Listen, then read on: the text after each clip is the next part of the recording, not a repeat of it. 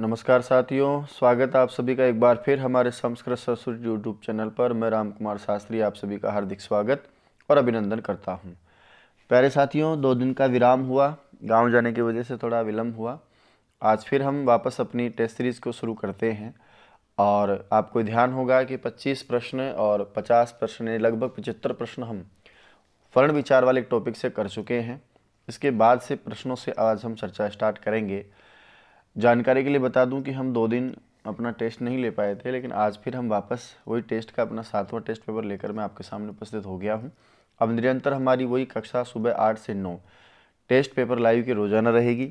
आशा करता हूं कि आप लोग वापस ज़्यादा से ज़्यादा उसी प्रकार से जुड़ते हुए और इस क्लास को जो है सफल भी बनाएंगे और साथ ही अपने साथियों तक, दूर दूर तक इस बात को फैलाएंगे कि गब्बर इज़ बैक, है कि नहीं।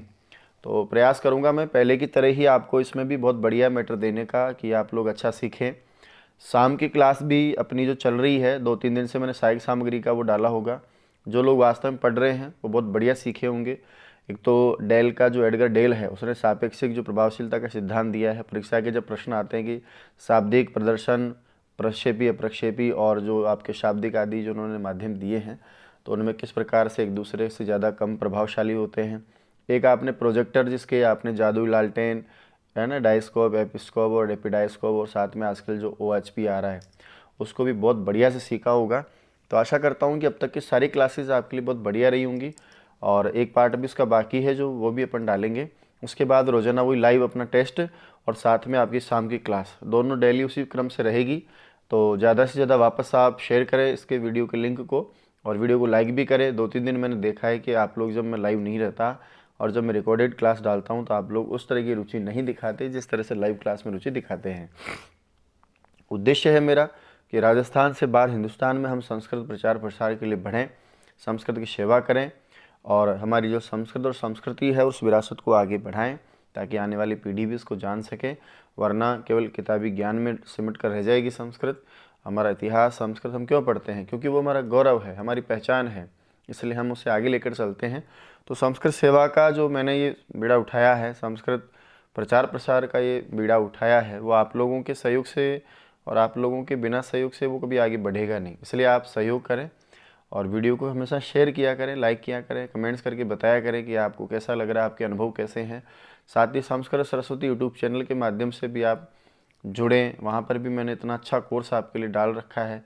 बहुत बहुत बहुत अच्छे से 0 लेवल से स्टार्ट करके मैंने आपको 100% तक पहुँचाने का प्रयास किया है कि 10वीं क्लास के बाद भी जो संस्कृत नहीं पढ़ा है वो बंदा भी यदि बहुत अच्छे से इस तन्मयता के साथ सीख लेगा, सुन लेगा उस कोर्स को, तो भी उसके बेड़ा पार हो जाएगा।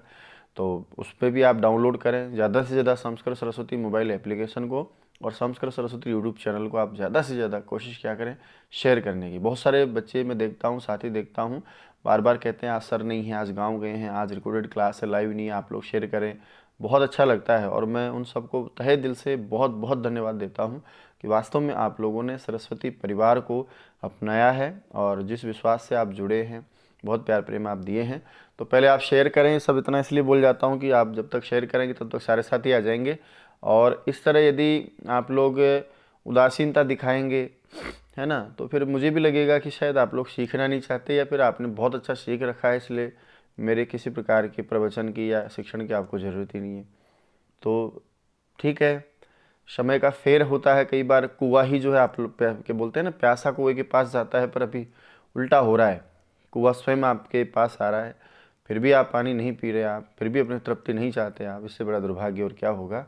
तो प्यारे साथियों, किसी भी प्रकार की समस्या हो, प्रयास करते हैं हम सारे दिन 18 घंटे काम करता हूँ, उस 18 घंटे में 2 घंटे आपके लिए भी है, तो 16 घंटे प्लस 2 घंटे करके चलता हूँ, 6 घंटे अपने निकालता हूँ, फिर भी आपके सामने आता ही हूँ।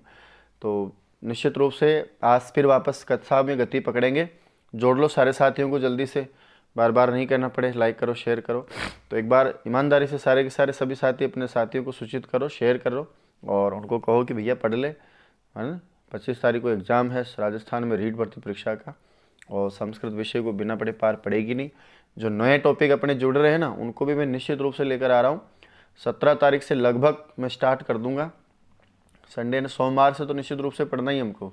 सोमवार से समय ज्ञान, संख्या ज्ञान, अलंकार आदि की जो मैंने आपसे बात कही है ना, वो। लेकिन आप लोगों की उत्सुकता दिखनी चाहिए, सर हमको पढ़ना है, सर हमको सिखाओ, हम आ रहे हैं सर, हम भी आ रहे हैं, औरों को साथियों को भी जोड़ रहे हैं, तब बहुत मज़ा आता है। 40,000 सब्सक्राइबर हमारे प्लस हो गए हैं, उसके लिए मैं आप लोगों को बधाई देता हूँ।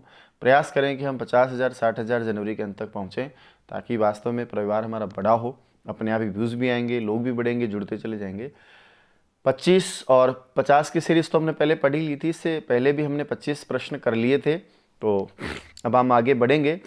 पर आशा करता हूँ कि आप ज़रूर मेरी बात को गंभीरता से लेंगे और सभी दोस्तों को अभी शेयर करो एक बार।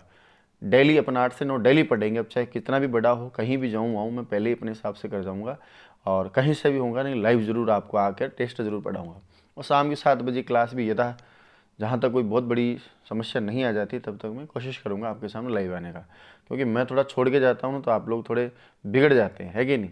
पढ़ाई लिखाई में आपका मन लिखता नहीं है, तो आप लोगों को क्या डांट फटकार करके ही मुझे आगे बढ़ाना पड़ेगा, इसलिए अब आपको छोड़ के नहीं आना मुझे। ठीक है भैया, तो एक बार जल्दी से शेयर करें, उसके बाद हम बढ़ते हैं अगले अपने कार्यक्रम की ओर। दोस्तों 25वां प्रश्न आपके सामने होगा, और 25वें प्रश्न को हम कर लिए थे कि वर्णयो उच्चारण स्थानम कंठ तालु भवती। वर्ण यानी वर्णों का जो 2 वर्ण होते हैं, उन 2 कौन से वर्णों का उच्चारण स्थान कंठ तालु होता है। तो हमने सीखा था कि ए और आई जो होते हैं वो अ और ई के योग से बनते हैं। अ का उच्चारण स्थान कंठ होता है, ई का उच्चारण स्थान तालु होता है, इसलिए ए और आई का उच्चारण स्थान कंठ तालु होता है। इसके आगे की चर्चा हम करते हैं। प्रश्न का जवाब आप हमेशा दीजिएगा, मैं कोशिश करूंगा कि आप लोग जवाब निकालें, और वीडियो को अभी तक आपने शेयर नहीं किया तो इसे शेयर जरूर करें आप। नासिक के वर्णः सन्ति, नासिक के यानी नाक से उच्चरित होने वाले वर्ण यानी वर्ण सन्ति माना है। तो नाक से उच्चरित होने वाले वर्ण कौन से हैं, आपसे ये परीक्षा में प्रश्न पूछ ले तो आपका उत्तर क्या होगा। पापा बब्बमा, यामंगणना, यावारल, सा शा शाह। बताइए उत्तर क्या हो जाएगा आपका। परीक्षा में यदि आपसे पूछ ले कि नासिक के वर्ण कौन से हैं तो आपका उत्तर क्या होगा। बहुत बढ़िया, बहुत बढ़िया, बहुत बढ़िया, हो गया भैया। परीक्षा में पूछ ले कि नासिक के वर्ण कौन है तो हमारा उत्तर होगा या म ण न। दोस्तों ऐसे वर्ण जिनका उच्चारण नाक की सहायता से होता है, मुख से तो होता ही है लेकिन साथ में नाक का सहयोग भी लिया जाता हो, या यूँ कहें कि नाक और मुख दोनों से उच्चरित होने वाले जो वर्ण हैं उनको हम नासिक के वर्ण कहते हैं। जो नासिका से उच्चरित है वो नासिक के हैं। ये जो यमगणनम आप देख रहे हैं, इन सभी वर्णों का उच्चारण मुख के अलग अलग भागों से तो होता ही होता है, लेकिन साथ में किससे होता है, नासिका से भी होता है। क्योंकि आपने पढ़ा होगा य म ङ ण ना नाम नासिका च, यम गणना नाम नासिका च। तो यम गणना जो 5 हैं, जो प्रत्येक वर्ग का पंचम वर्ण है, उसका उच्चारण स्थान नासिका तो होता ही होता है। और आगे च भी लिखा था, और च का अर्थ भी आप समझते हैं, च का मतलब होता है और से यहाँ कहना चाहते हैं कि अपने अपने वर्गानुसार भी इनका एक उच्चारण स्थान होता है। अपने अपने वर्गानुसार का मतलब है जिस वर्ग में ये अक्षर आते हैं उस वर्ग का जो उच्चारण स्थान होगा वह उच्चारण स्थान इन पंचम वर्णों का भी माना जाएगा। जैसे उदाहरण के लिए यह किस में आता है, च वर्ग में आता है, और जो च वर्ग का उच्चारण स्थान है वो होता है तालु, इसलिए यह का नासिका के साथ तालु भी माना जाएगा। म कौन से वर्ग में आता है, प वर्ग में, प वर्ग का उच्चारण स्थान ओष्ठ माना जाता है, इसलिए आपका ये ओष्ठ वाला और नासिका वाला होगा। ङ आता है आपका क वर्ग में, तो अकुह विसर्जनीय नाम कंठ है, तो इसका कंठ भी माना जाएगा और नासिका भी माना जाएगा। ये आपका आता है टठ डढ़ ट वर्ग में, तो ट वर्ग का उच्चारण स्थान ऋतु रषणा मूर्धा, तो ण का मूर्धा भी होगा और नासिका भी होगा। उसी प्रकार से न आता है आपके त वर्ग में, ऋतु लसा नाम दंता, इसलिए इसका दंत भी होगा और नासिका भी होगा। तो य म गण न ये सभी वर्गों के 5 वर्गों के पंचम वर्ण हैं, और इनके एक एक नहीं बल्कि 2-2 उच्चारण स्थान होते हैं। 2 हो गए कि एक तो नासिका हो गया, और एक जिस वर्ग में ये आते हैं उस वर्ग के अनुसार कभी तालु, कभी दंत, कभी ओष्ठ, कभी क्या, इस प्रकार से आपको बताना है। तो 2-2 उच्चारण स्थान वाले हैं, इसलिए इनको हम नासिक के। और साथ में याद रखिएगा जिन वर्णों का उच्चारण मुख और नासिका दोनों से होता है, याद रखिएगा बिना मुख के तो किसी का उच्चारण संभव ही नहीं है। उच्चारण के लिए मुख की तो आवश्यकता पड़ेगी ही पड़ेगी, चाहे मुख का तालु, कंठ, मूर्धा किसी भी रूप में कोई ना कोई अंग काम आता हो। लेकिन जब मुख के साथ में नासिका से भी उच्चरित किया जाए, जैसे य, तो आप मुंह बंद करके यहाँ नहीं बोल सकते। जैसे म, तो आपको होठ के बिना आप केवल नाक से नहीं बोल सकते। ङ, तो बिना कंठों के अंदर स्पर्श के हम केवल नाक से नहीं बोल सकते, अण ट, समझ रहे हो। तो इन सभी वर्णों का उच्चारण मुख और नासिका दोनों से होता है। तो नासिका से होता है, तो इसलिए नासिक के लिए सिर्फ मैंने लिख दिया। बाकी मैं आपसे ये भी पूछ सकता था कि कौन से वर्ण अनुनासिक वर्ण हैं। तो याद रखिएगा, अनुनासिक का मतलब होता है मुख सहित नासिका से जिनका उच्चारण हो, मुख और नासिका दोनों से जिनका उच्चारण हो, उन वर्णों को हम अनुनासिक वर्ण कहते हैं। जैसे यम गण न, क्योंकि इनका एक उच्चारण नासिका होता है और दूसरा उच्चारण जो है मुख का कोई न कोई भाग होता है, तो इनके दो दो उच्चारण स्थान भी होते हैं। और दूसरी बात यह है कि मुख और नासिका दोनों से होते हैं, इसलिए इनको हम अनुनासिक वर्ण भी कहते हैं। अब दो दो उच्चारण स्थान वाले केवल 5 यही नहीं है, ये तो है ही हैं, लेकिन इनके अलावा भी और ए आई, ओ औ और एक वकील साहब, इनके भी दो दो उच्चारण स्थान, जैसे ए दयितो कंठ तालु, ओ दो तो कंठोष्ठम और वकारस्य दंतोष्ठम। तो दो दो उच्चारण स्थान वाले वास्तव में वर्ण आपसे परीक्षा में पूछ ले कितने हैं, तो वहाँ उत्तर होगा 10। कौन कौन है वो, तो 5 तो आपके सामने लिखे ही हैं, यम गणना, इसके अलावा ए आई, ओ औ और एक हो जाएगा आपका व। ठीक है, तो नासिक के हिसाब से आपका दोस्तों यहाँ उत्तर कौन सा माना हमने, यहाँ तो हमने उत्तर स्वीकार कर लिया यम गणनम। इसके अलावा आपके ए आई, ओ औ और उसके साथ एक वकील साहब हैं, तो इनका भी उच्चारण स्थान आप दो दो पढ़ते हैं, ए का भी कंठ तालु, आई का भी कंठ और तालु, ओ दो का कंठोष्ठ, औ कंठोष्ठ और वकार का दंतोष्ठ। इस प्रकार 5 और 5 10 ऐसे वर्ण होते हैं जिनके दो दो उच्चारण स्थान है, यम गणना, ए आई, ओ औ और वह। ठीक है भैया, चलिए साहब बहुत बढ़िया, आगे पढ़ रहे हैं हम, समझ रहा हूँ मैं, आप सीख रहे होंगे निश्चित रूप से। जल्दी से इस वीडियो को आपने अभी तक भी लाइक नहीं किया हो तो पहले इसको लाइक करें और उसके बाद में भैया शेयर करें। लाइक और शेयर नहीं करोगे तब तक मेहनत और लोगों के पास नहीं जाएगी। बार बार कह के मैं आपको इरिटेट नहीं करना चाहता, लेकिन क्या करें, आप लोग बिना कहे कुछ करते ही नहीं, इसलिए आपको बार बार जगाना पड़ता है। अगला प्रश्न है हमारा, त वर्गस्य उच्चारण स्थानम भवति।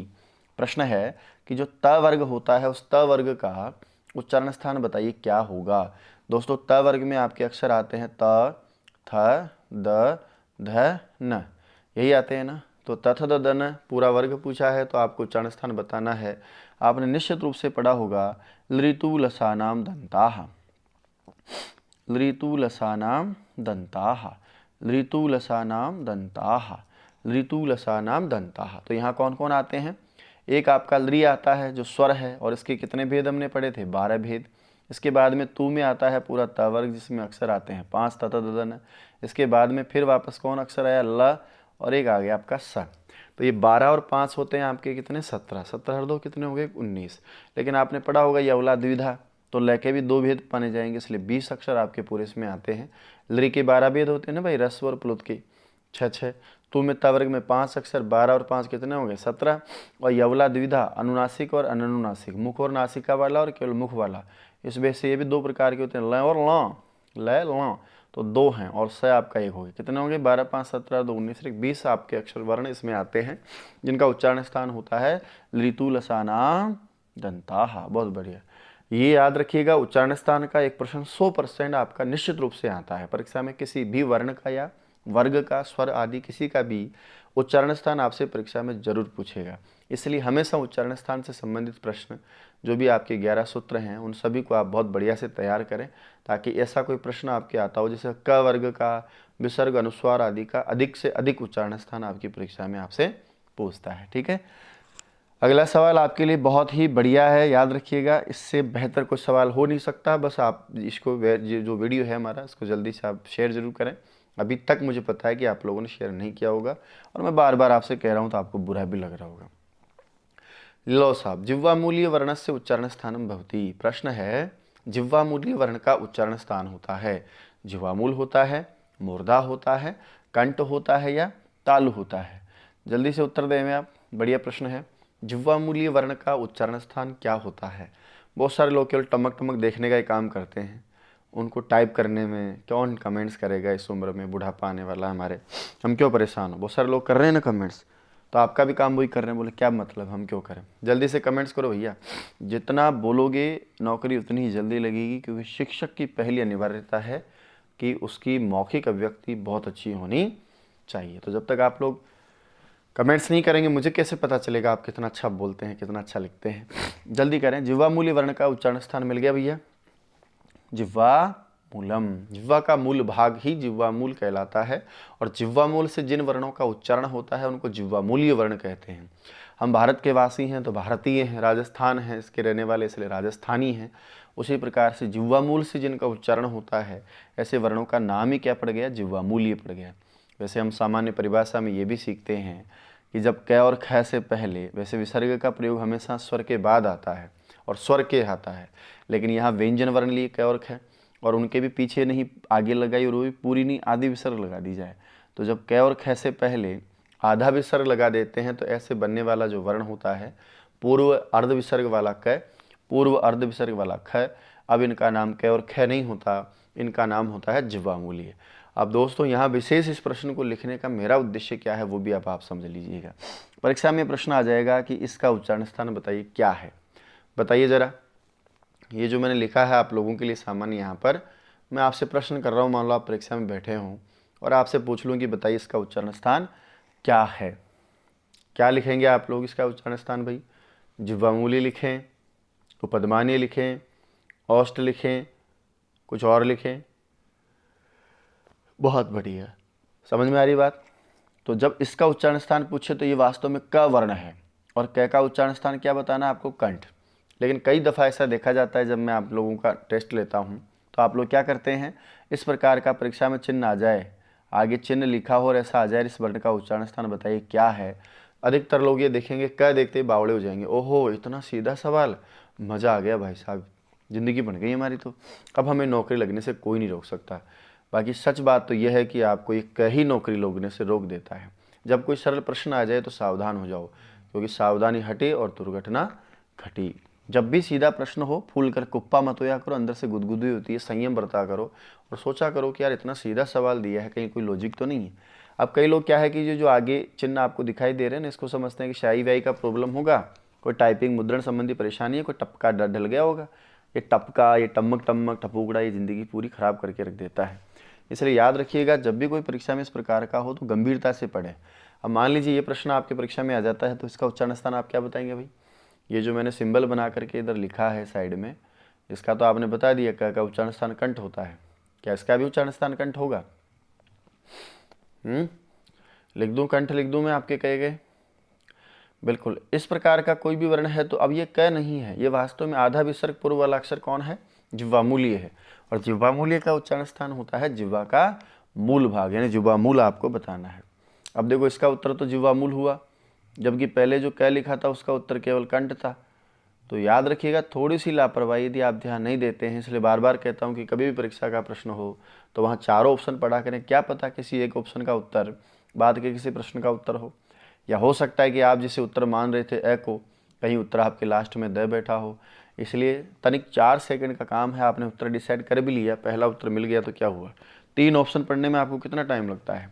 उसी प्रकार से यदि आपने मान लो दूसरा उत्तर प्राप्त कर भी लिया हो तो 2 ऑप्शन पढ़ने में कितना टाइम लगता है? इसलिए हमेशा आदत डालें। अच्छे रैंकर्स, अच्छी परीक्षाएं पास करने वाले सभी साथी निश्चित रूप से इस आदत को अपनाते होंगे, तो आप लोग भी अपनाइएगा। आप लोग कह रहे थे मुझे सभी की सर हम फर्स्ट रैंक प्राप्त करेंगे, तो फर्स्ट रैंक जितने भी लोगों ने मैसेज किए मुझे बहुत अच्छा लगा।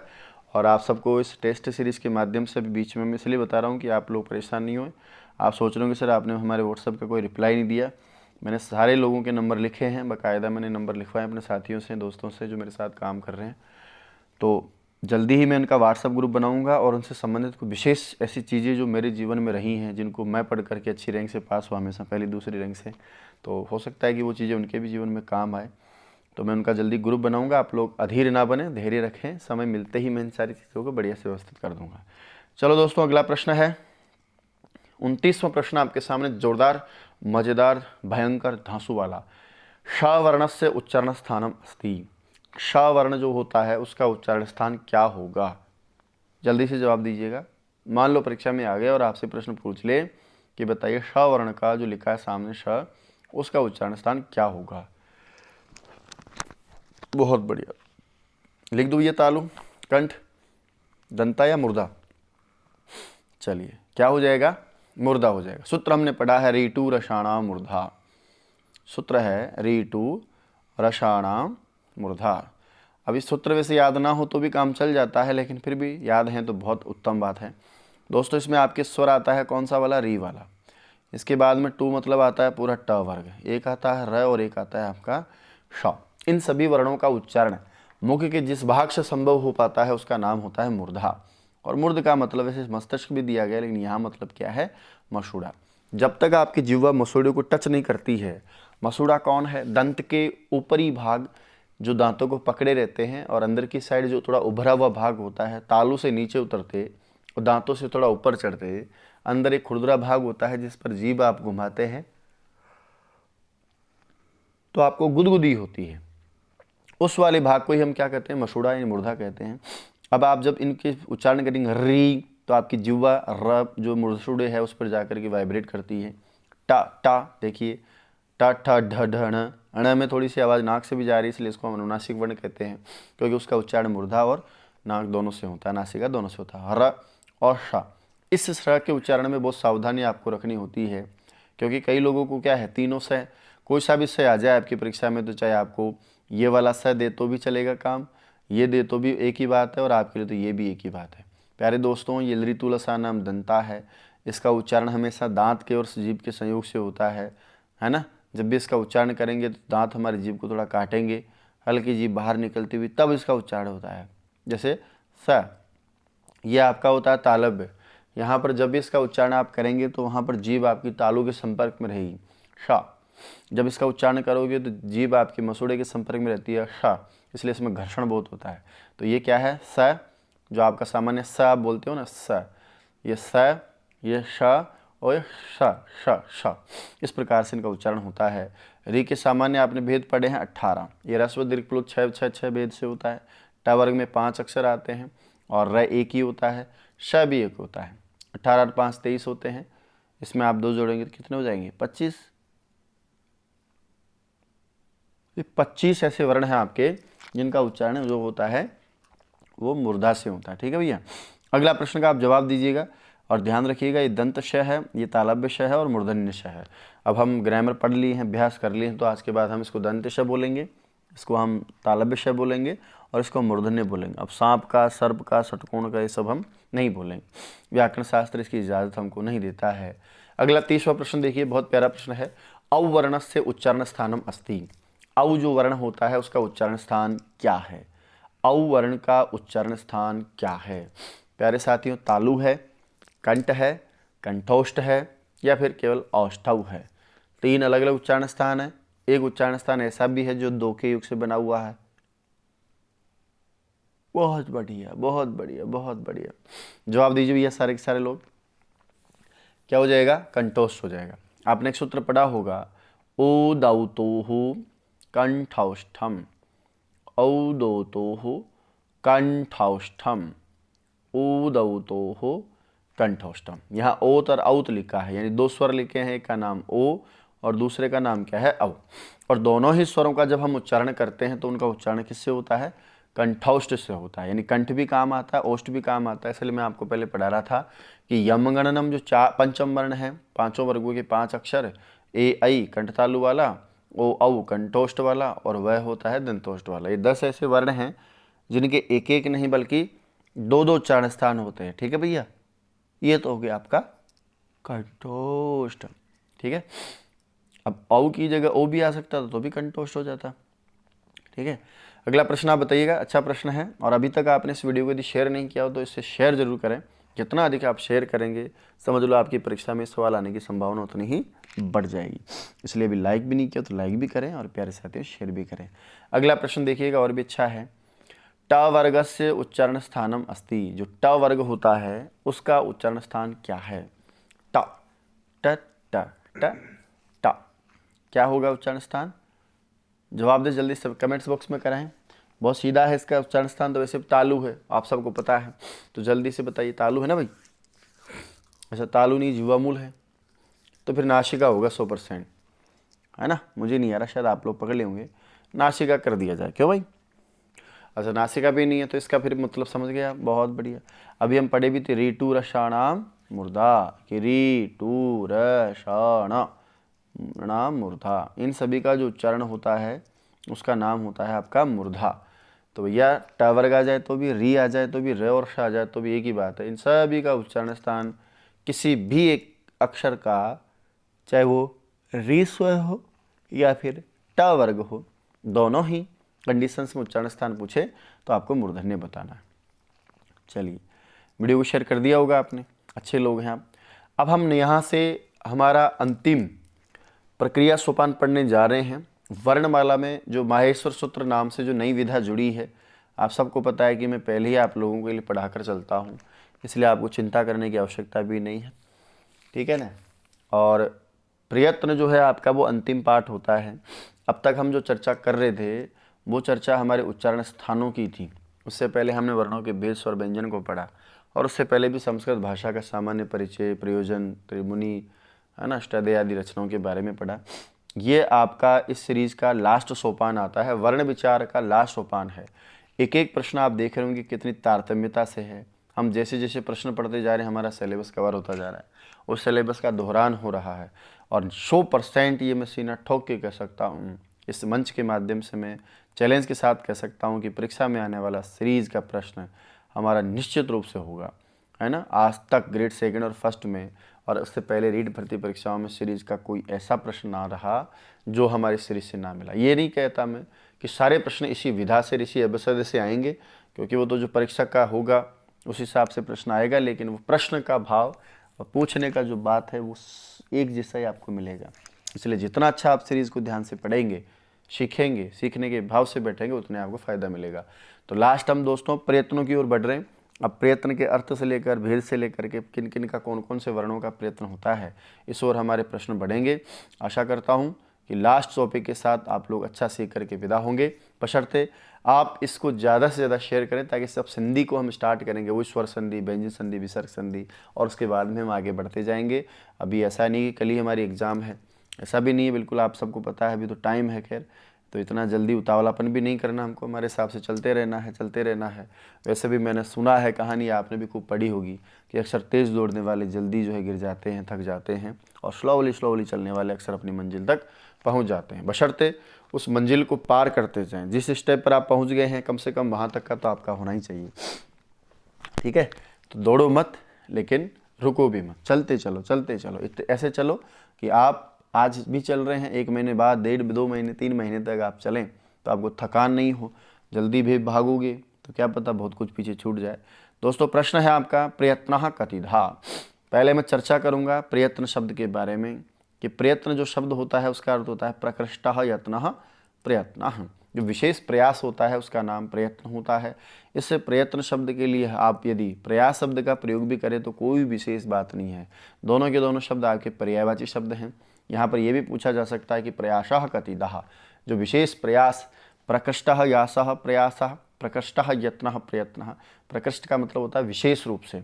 जब हम किसी वर्ण का उच्चारण करते हैं तो किसी भी वर्ण का उच्चारण अपने आप नहीं हो जाता। किसी भी वर्ण का उच्चारण करने के लिए हमें किसी न किसी प्रकार का, अपनी भाषा में कहें तो, जोर लगाना पड़ता है। जैसे मैं अभी वर्णों का उच्चारण कर रहा हूँ, शब्दों का उच्चारण कर रहा हूँ, तो मुझे कहीं ना कहीं जोर लगाना पड़ रहा है। मैंने मुख के कई सारे भागों को, कई सारी क्रियाएं मुझे करवानी पड़ती है।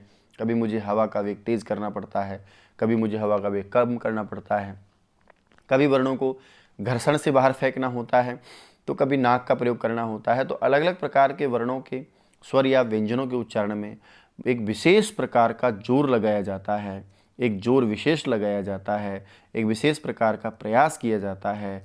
इस विशेष प्रकार के लगाए जाने वाले जोर को और विशेष प्रयास का नाम ही क्या होता है? प्रयत्न होता है। ऐसा नहीं कि मुख खोलने मात्र से गुफा के द्वार खोल दो और अपने आप ही अक्षर शब्द निकल कर के भागेंगे, ऐसा बिल्कुल भी नहीं है।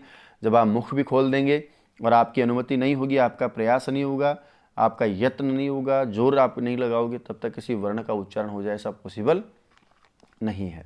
ये सीधी परिभाषा में आपको सीधा अर्थ इसलिए बता रहा हूँ कि जब आप से कोई प्रयत्न पूछे तो आप ये नहीं सोचे पता नहीं प्रयत्न भला क्या है। अरे सीधी सी बात है भाई, जिससे उच्चारण हो रहा हो, जिस अवयव से, वो तो उस उच्चारण का स्थान है, तो उसको उच्चारण स्थान कहते हैं, उत्पत्ति का स्थान कहते हैं, है ना, या उच्चारण करने का स्थान कहते हैं। लेकिन उच्चारण क्या अपने आप हो जाएगा? दांत से निकल करके ऋतुलसा नाम निकल के भाग जाएंगे।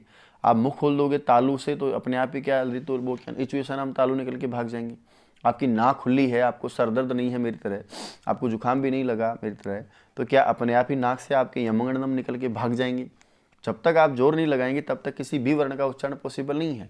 यदि आप वर्णों का उच्चारण करना चाहते हैं, भाषा को बोल करके बताना चाहते हैं, तो शब्द या वाक्य प्रयोग करना पड़ेगा, और उस शब्द में आपके क्या होते हैं, वर्ण होते हैं। इसलिए जब भी इस प्रकार का प्रयास आप करोगे तो एक जोर लगाया जाता है। किसी भी वर्ण का उच्चारण करोगे तो एक विशेष प्रकार का प्रयास, प्रयत्न या विशेष जोर लगाया जाता है। इसी विशेष प्रकार के प्रयास को, जोर को हम क्या कहते हैं, प्रयत्न कहते हैं। यत्न वैसे हिंदी का ही शब्द है, यत्न यानी होता है प्रयास करना। अब ये जो यत्न होता है, ये हमेशा याद रखिएगा आंतरिक ही होता है। आंतरिक से मेरा मतलब है कि ये जो भी हम जोर लगाते हैं, किसी भी वर्ण का उच्चारण करते हैं, तो वर्ण का उच्चारण अंदर से किया जाता है, बाहर से तो कहीं करते नहीं है। कि मान लीजिए किसी का आवाज़ निकल नहीं रही हो, कुछ बोल नहीं रहा हो, बोलना चाहता हो तो कहेगी कोई चिंता नहीं है, मुंह खोल दे, हाथ निकाल करके आप अंदर से अक्षरों को खींच लाएं, ये लो भैया बोल नहीं रहा था ना। और एक अध्यापक कोई बच्चे से प्रश्न करे और बच्चे ने जवाब नहीं दिया, तो अध्यापक क्या करे, बोले मुंह खुलवा ले और उसके अंदर से जवाब निकाल के लिया है बाहर। तो बाहर से कोई प्रयास नहीं होता है, प्रयास हमेशा आंतरिक ही होगा। हाँ, एक वर्ण के उच्चारण के पहले का प्रयास होगा जिसे हम आभ्यंतर प्रयत्न पढ़ेंगे, और एक वर्ण के उच्चारण के बाद का प्रयास होगा जिसे हम बाह्य प्रयत्न कहेंगे। लेकिन कई बार क्या है कि लोग गलत व्याख्या कर लेते हैं, उनको लगता है कि बाह्य मतलब बाहर का प्रयास है और आभ्यंतर यानी अंदर का प्रयास है। तो ऐसा कुछ भी नहीं है। कि एक वर्ण के उच्चारण से पहले का जो प्रयास होता है वो आभ्यंतर प्रयास, और बाद का जो प्रयास होता है उच्चारण के बाद का, यानी मुख से बाहर निकालने तक का जो प्रयास है वो बाह्य प्रयास होता है। इस प्रकार दोस्तों जो प्रश्न आपसे कर रहा है, उस प्रश्न में जो आपसे प्रश्न किया है कि प्रयत्न कितने प्रकार के होते हैं, उस प्रयत्न के प्रकार का आपको जवाब देना था। और सारे लोगों ने सही जवाब दिया है कि प्रयत्न वास्तव में कितने प्रकार का होता है। हालांकि ये भी माना जाता है कि साहब प्रयत्न जो होता है वो वास्तव में आभ्यंतर प्रयत्न को माना गया है। तो आप ऐसी गलती नहीं करें। रीट लेवल पर आपको यत्न या प्रयत्न एक ही अर्थ में दिया जाएगा। इसलिए जब भी प्रयत्न या यत्न पूछे कि कितने प्रकार का है, क्योंकि जब भी आपको आभ्यंतर प्रयत्न पूछेगा तो वो बाकायदा नाम लिख के देगा कि आभ्यंतर प्रयत्ना कति, तो वहाँ तो आपको निश्चित रूप से 5 उत्तर देना है। लेकिन यहाँ सीधा प्रश्न आपसे करे कि यत्न बताइए कितने प्रकार के होते हैं, है ना, प्रयास कितने प्रकार से होता है, प्रयत्न कितने प्रकार से होता है, तो आपका उत्तर होना चाहिए 2। और वो 2 कौन कौन है, तो एक का नाम हो जाएगा आभ्यंतर प्रयत्न, जो वर्ण के उच्चारण से पहले का प्रयास होता है और ये आंतरिक ही होता है। एक वर्ण के उच्चारण के बाद का प्रयास होता है, ये भी आंतरिक ही होता है, क्योंकि वर्णों का उच्चारण हमेशा अंदर से ही होना है। तो प्रयास भी अंदर से ही होता है, बाहर से कुछ नहीं होता कि आंखों को टमक टमक करने से कोई वर्णों का उच्चारण हो रहा हो, साहब आंखें तो बाहर है, तो ऐसा कुछ नहीं है। किसी भी वर्ण का आप उच्चारण करना चाहोगे तो वो सब अंदर की प्रक्रिया है, और इंटरनल प्रोसेस है, इनसाइड प्रोसेस है, इसलिए आप इसको अंदर से ही कर सकते हैं, बाहर से नहीं कर सकते। तो कितने प्रकार का होता है, 2 प्रकार का। अब अगला प्रश्न हम लेते हैं दोस्तों, अच्छे प्रश्न आपके यहाँ से चलेंगे, है ना। कहते हैं कि बाह्य प्रयत्न कितने होते हैं। प्रश्न है आपका 33वां, बाह्य प्रयत्नः भवन्ति। बाह्य जो प्रयत्न होते हैं वर्ण के उच्चारण के बाद जो प्रयास करते हो वो कितने प्रकार का होता है, कितने प्रकार से होता है। जवाब दीजिएगा। बहुत प्यारा प्रश्न है, मुझे तो जवाब मिल गया क्योंकि मुझे पता है कि बाह्य प्रयत्न 5 होते हैं। अब आपको जवाब क्या मिलता है मैं ये जानना चाहता हूँ। क्या बाह्य प्रयत्न 5 होते हैं, या 11 होते हैं, एकादश होते हैं, या षोडश षड्दश यानी 16 होते हैं, या फिर 2 होते हैं। बहुत बढ़िया। जिन्होंने जवाब दिया बधाई के पात्र हैं, जिन्होंने नहीं दिया वो भी बधाई के पात्र हैं, क्योंकि वो इस वीडियो को शेयर करेंगे, ज़्यादा से ज़्यादा फैलाने का काम करेंगे और अगली बार सवालों के सही सही जवाब देंगे। बहुत बढ़िया। वीडियो को शेयर अभी तक आपने किया नहीं, मुझे पता है। मुस्कुरा रहे होंगे, गुरुजी नहीं करेंगे, क्या कर लोगे आप, हमारा प्राण जाए पर वचन नहीं जाए। भैया शेयर करो वीडियो को, ताकि वापस अपने वो 1 घंटे 2 घंटे में 10,000 व्यूज़ मिले और वीडियो आगे से आगे बढ़े और कई नए लोग जो है अपने साथ जुड़े। बाह्य प्रयत्न दोस्तों होते हैं हमारे कितने, 11। कितने होते हैं, 11। अब इनको याद करने का तरीका भी होता है, सामान्य आप लोगों ने पढ़ा होगा। विवार, संवार, श्वास, नाद, घूस, अघूस, अल्पप्राण, महाप्राण, और 3 जुड़वा होते हैं, जिसमें एक का नाम उदात, एक का नाम अनुदात और एक का नाम स्वरित होता है। तो बाह्य जो प्रयास होते हैं वर्ण के उच्चारण के जो बाद के प्रयास होते हैं वो आपके 11 प्रकार से होते हैं। ठीक है भैया। और आपसे कह देता है कि आभ्यंतर प्रयत्न कितने होते हैं, तो सामान्य प्रश्न पूछने पर आपको पता है कि आभ्यंतर जो आपके प्रयत्न होते हैं वो कितने बताने हैं आपको, 5 बताने हैं। ठीक है भैया। ओके, आगे बढ़ते हैं साहब। अब प्रश्न है अपना, बहुत प्यारा प्रश्न है। कोशिश करिएगा कि जैसे ही प्रश्न आपके सामने आए तुरंत आपका जवाब आ जाए। प्रश्न पूछ लिया कि पहले आपसे बाह्य प्रयत्न के बारे में पूछा था, अब की बार मैंने पूछा आभ्यंतर प्रयत्न कितने होते हैं। संख्या है एकादश, द्वौ, पंच या षड। पंच या षड, इसको पंच समझे आप, पंच या षड। तो बाह्य प्रयत्न कितने थे? 11। और इस बार आपसे अभ्यंतर प्रयत्न पूछ रहा तो कितने बताओगे आप? 5। क्योंकि कौन कौन है वो आपके?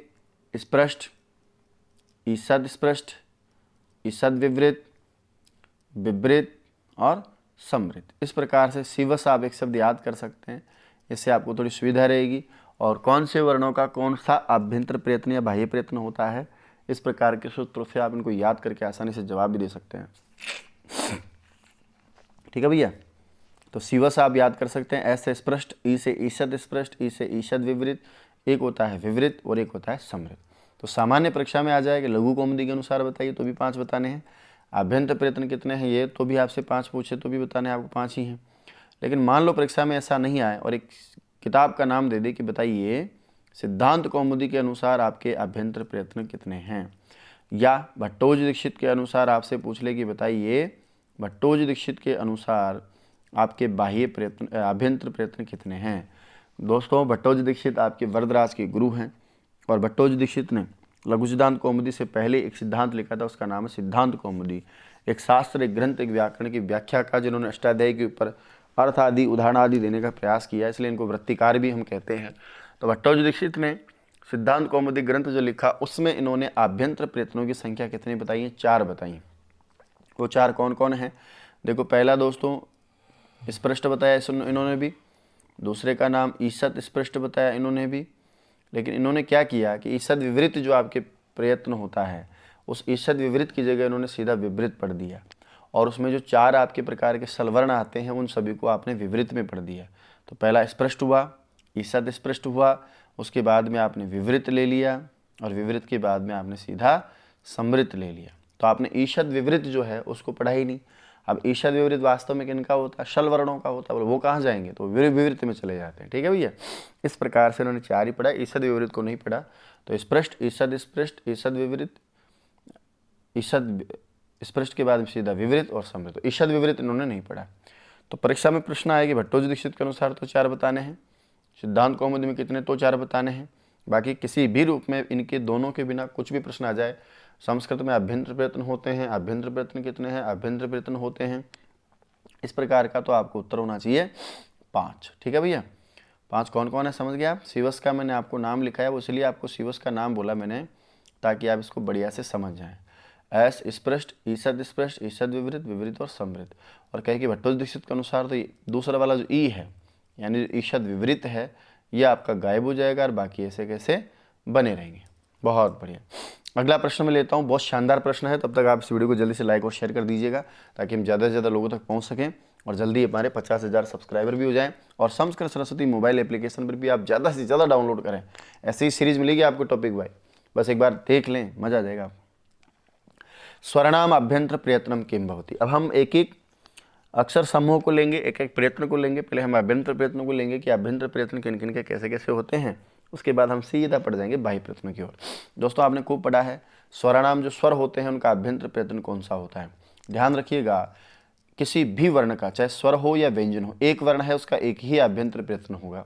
अब वो 5 में से कोई सा भी हो सकता है, एक जाएगा। मान लीजिए कि हम 15 अगस्त 26 जनवरी को लड्डू वितरण कार्यक्रम कर रहे हैं और पहले कह देंगे बेटा वो देखो 2-2 बार कोई नहीं लेगा, सबको एक एक बार ही मिलेगा। तो ये जो लड्डू है जिसका नाम आभ्यंतर लड्डू है, ये आभ्यंतर लड्डू आपको एक अक्षर को, एक व्यक्ति को एक ही मिलेगा। तो स्वर जो हैं उन स्वरों के बारे में पूछ रहे हैं कि स्वर जो होते हैं उनका कौन सा अभ्यंतर प्रयत्न होता है। बहुत बढ़िया, आप लोग सब जवाब देते हैं, अच्छे पढ़े लिखे लोग हैं आप लोग और अच्छा आप सीखे भी हैं, बहुत बढ़िया बात है। मिल गया भैया उरत विपरीत। दोस्तों, स्वर को हमेशा उच्चारण करने के लिए आपको विवृत प्रयत्न काम में लेना पड़ता है और विवृत का मतलब होता है खुलना। यानी जब भी आप किसी स्वर का पाठ करते हैं तो आपका मुख हमेशा क्या होता है? खुलता है। और जहाँ मुख खुलता हो यानी मुख खुलने का प्रयास किया जाता हो, ऐसा जो आंतरिक आपका वर्ण के उच्चारण से पूर्व का प्रयास है वो स्वरों के लिए कौन सा होता है? विवृत होता है। ठीक है, अब इसको चाहो तो आप उस तालिका से भी याद कर सकते हो, उत्तर तो आपको मिल गया ना भाई। अब देखो, छोटी सी मैंने आपसे बोला था कि वर्णों को याद करने के लिए आप सीवश ऐसा लिख सकते हैं। ठीक है, इससे क्या होगा, इसको याद कर लोगे तो फिर ये जो 5 प्रयत्न है वो कौन कौन से वर्ण या वर्ण समूह के वो भी याद करना आसान हो जाएगा। ये देखिए SAUS और ये एक स्टार दे दिया मैंने एक, यानी साउस। तो सीवस जो प्रयत्न होते हैं वो साउस वर्णों के होते हैं। अब बोला साउस क्या है, तो साउस का मतलब है दोस्तों स्पृष्ट जो प्रयत्न होता है वो एस वर्णों का होता है। एस का मतलब है यहाँ पर स्पर्श वर्णों का। ईसत स्पृष्ट जो प्रयत्न होता है वो ए वर्णों का होता है। बोला ए कौन है, तो याद कीजिए आपने ए से अंतस्थ वर्ण पढ़ेंगे जिनमें आपके यण आते हैं और इनकी संख्या होती है 4। तो दोस्तों एस स्पृष्ट जो प्रयत्न है स्पर्श वर्णों का है, क से लेकर म तक जो 25 वर्ण हैं। ईसत स्पृष्ट है जो अंतस्थ वर्णों का होता है, जो यण या वाला 4 हैं। इसके बाद में तीसरा जो ईसद विवृत है, भाई भट्टोजी दीक्षित तो नहीं मानते लेकिन हम तो मान रहे हैं, वो आपका उ यानी ऊष्म वर्णों का होता है और ऊष्म वर्णों में आपके आते हैं शल वर्ण, श स स है, ठीक है। उसके बाद में वी से विवृत है और विवृत होता है किनका, स्वरों का। और एक होता है समृत, वो स्टार इसलिए लगा दिया कंडीशनली है, प्रयोग दशा में करोगे तो समृत, प्रक्रिया दशा में विवृत हो जाता है, ठीक है। इस प्रकार से आपका ये विभाजन किया गया। तो प्रश्न है आपसे कि स्वरों का बताइए प्रयत्न क्या होगा, तो स्वरों के खाते में कौन आएगा, वी से विवृत, ऐसे स्वर, तो आपका उत्तर क्या हो गया, विवृत हो गया। अब मान लीजिए मैं यही व्याख्या करना चाहूँ, थोड़ा आगे डिटेल में नहीं ले, यही ले लें कि स्पृष्ट किनका होगा, तो एस एस स्पृष्ट, एस होगा किन वर्णों का, स्पर्श वर्णों का। कौन है स्पर्श वर्ण, तो आपने पढ़ा है कैसे लेकर म तक, और संख्या पूछे तो कितनी बताओगे आप, 25। अब परीक्षा में क ख ग घ च छ ज झ ञ ट ठ ड ढ ण त थ द ध न प प ब ब म के रूप में कोई सा भी प्रश्न आपसे कर ले, किसी भी वर्ण का कोई प्रश्न आपसे पूछ ले, तो आपको निसंदेह कौन सा बताना, स्पृष्ट। ईसद स्पृष्ट किनका होगा, तो ईसद स्पृष्ट बोला साहब अंतस्थ वर्णों का होगा।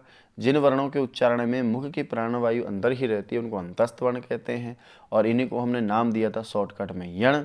और यण में अक्षर होते हैं आपके 4, यवरल।